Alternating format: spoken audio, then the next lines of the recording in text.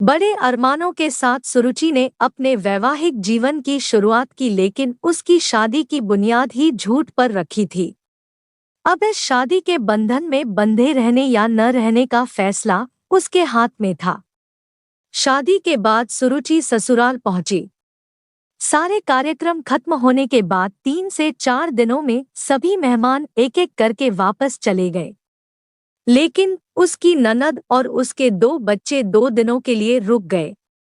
उसके सास-ससुर ने तो बहुत पहले ही इस दुनिया से विदा ले ली थी, इसलिए उसकी ननद ने जितने दिन भी रही, सुरुचि को भरपूर प्यार दिया ताकि उसको सास की कमी न खले।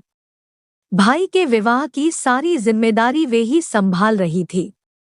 सुरुचि ने उनके सामने ही घर के कामों को सुचारू रूप से संभालना शुरू कर दिया था। उसने अपने स्वभाव से उनका दिल जीत लिया था। ननद इस बात से संतुष्ट थी कि उनके भाई को बहुत अच्छी जीवन संगिनी मिली है। अब उन्हें भाई की चिंता करने की जरूरत नहीं है।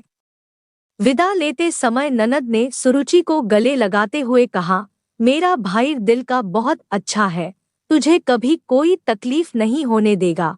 तू उसका ध्यान रखना और कभी भी मुझसे कोई सलाह लेनी हो तो संकोच नहीं करना। मैं आती रहूंगी। दिल्ली से सहारनपुर दूर ही कितना है। दीदी आप परेशान मत होइए, मैं इनका ध्यान रखूंगी। सुरुचि ने झुककर उनके पैर छुए। उसकी ननद तो ऑटो में बैठ गई, लेकिन बच्चे खड़े ही रहे।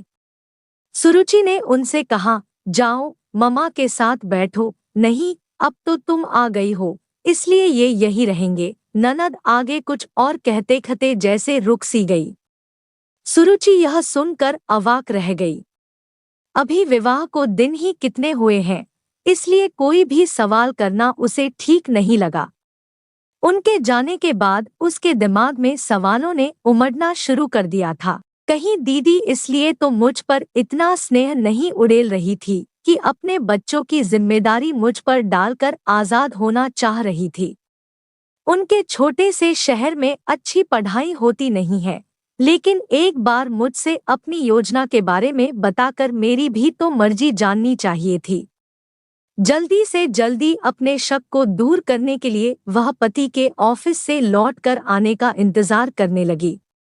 सुंदर के आते ही उसने उसे चाय दी। उसके थोड़े रिलैक्स होते ही, यह सोचकर कि उसे यह न लगे कि उसकी बहन के बच्चे रखने में उसे आपत्ति है, उसने धीरे से पूछा, दीदी के बच्चे यही रहेंगे क्या?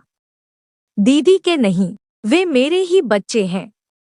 पत्नी की मृत्यु के बाद दोनों बच्चों को अपने पास रखकर उन्होंने ही उनको पाला है। तुम्हें क्या, तुम शादीशुदा हो? तुमने हमें पहले क्यों नहीं बताया? हमें धोखा दिया। अपने पति की बात पूरी होने से पहले ही वह लगभग चीखती हुई बोली। उसे लगा जैसे वह किसी साजिश की शिकार हुई है। इस स्थिति के लिए वह बिल्कुल तैयार नहीं थी। सुंदर भौचक सा थोड़ी देर तक उसकी तरफ देखता रहा, फिर धीरे से बोला, मैंने तुम्हारे भाई से सब कुछ बता दिया था। उन्होंने तुम्हें नहीं बताया? मैंने तुम्हें धोखा नहीं दिया। फिर भी तुम मेरी ओर से आजाद हो, कभी भी वापस जा सकती हो। अब चौंकने की बारी उसकी थी। तो क्या मेरे अपने भाई ने मुझे छला है? उसको लगा उसके माथे की नसें फट जाएंगी। उसने दोनों हाथों से जोर से सिर पकड़ लिया और रोते रोते धम्म से जमीन पर बैठ गई। कहने सुनने को अब बचा ही क्या था। उसके सारे सपने जैसे टूटकर बिखर गए थे। शरीर से जैसे किसी ने सारी शक्ति निचोड़ ली हो। वह किसी तरह वहां से उठकर सोफे पर निढाल होकर लेट गई। सुरुचि के दिमाग में विचारों ने तांडव करना शुरू कर दिया था। अतीत की यादों की बदली घुमड़ घुमड़ कर बरसने लगी। उसके पिता तो बहुत पहले ही चले गए थे। उसकी माँ ने ही उसे और उसके भाई को नौकरी करके पढ़ाया लिखाया। जब वह कॉलेज में पढ़ती थी, उसके भविष्य के सपने बुनने के दिन थे। तभी अचानक हार्ट अटैक से माँ की मृत्यु हो गई। भाई उससे 5 साल बड़ा था, इसलिए उसका विवाह माँ के सामने ही हो गया था।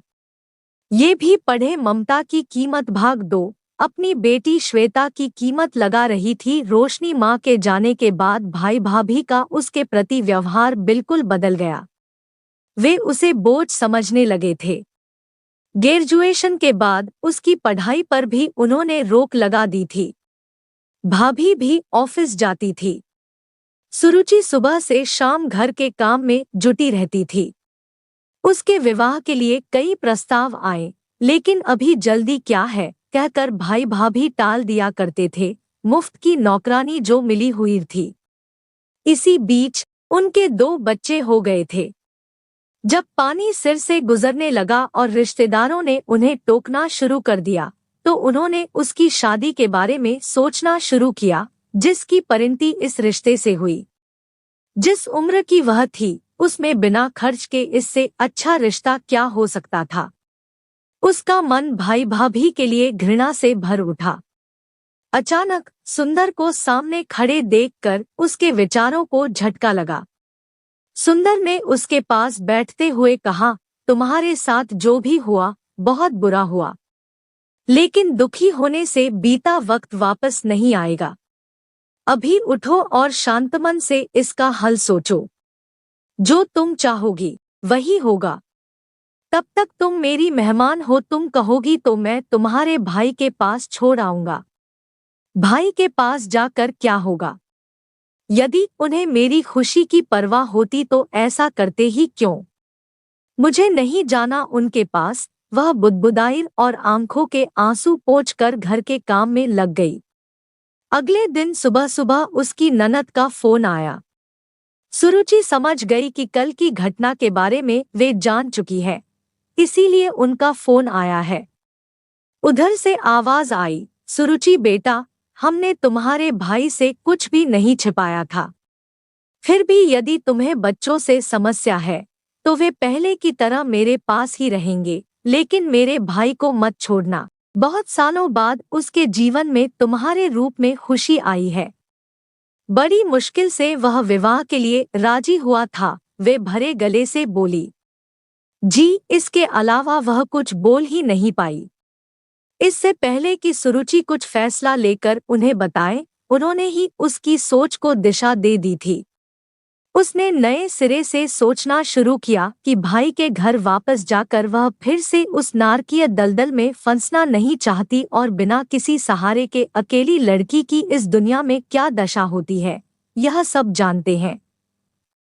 यदि उसका विवाह किसी कुमारे लड़के से होता तो क्या गारंटी थी वह सुंदर की तरह उसे समझने वाला होता। उसकी कोई गलती नहीं है, फिर भी वह उसे आजाद करने के लिए तैयार है। इतना प्यार करने वाली माँ समान ननद कहाँ सबको मिलती है।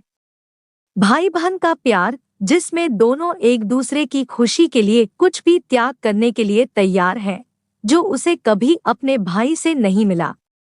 बच्चे जो शुरू में उसे दूर से सहमस में देखते थे, अब सारा दिन उसके आगे पीछे घूमते रहते हैं। इतने सुखी संसार को वह कैसे त्याग सकती है? जो खुशी प्यार और अच्छे रिश्तों से हासिल हो सकती है, बेशुमार धन दौलत या ऐशो आराम से नहीं मिल सकती। इतना प्यार जिसकी उसके जीवन में बहुत कमी थी, हाथ फैलाए उसके स्वागत के लिए तैयार है। समाज में अधिकतर बहुओं को घर में निचला दर्जा दिया जाता है। वहाँ एक लड़की को विवाह के बाद इतना प्यार और मान सम्मान मिल जाए तो उसे और क्या चाहिए। उसे अपने समय से समझौता कर लेने में ही भलाई लगी। शक व चिंता की स्थिति से वह उबर चुकी थी। आत्मसंतुष्टि के लिए उसने दोनों बच्चों को अपने पास बुलाया और पूछा, बेटा, मैं जा रही हूँ, तुम दोनों पहले की तरह अपनी बुआ के साथ रहोगे ना? नहीं नहीं, वहाँ पापा नहीं रह सकते, हमें आप दोनों के साथ रहना है। आप हमें छोड़कर मत जाइए प्लीज, आप हमें बहुत अच्छी लगती हैं। इतना कहकर दोनों सुबकने लगे। सुरुचि ने दोनों को गले से लगा लिया। उसका भी दिल भर आया। इतना तो उसे कभी उसके भतीजों ने महत्व नहीं दिया था, जिनको उसने वर्षों तक प्यार दुलार दिया था। सुरुचि ने अपनी ननद को अपने फैसले से अवगत कराने के लिए फोन मिलाया और बोली, दीदी, मैं यहीं रहूंगी। कहीं नहीं जाऊंगी।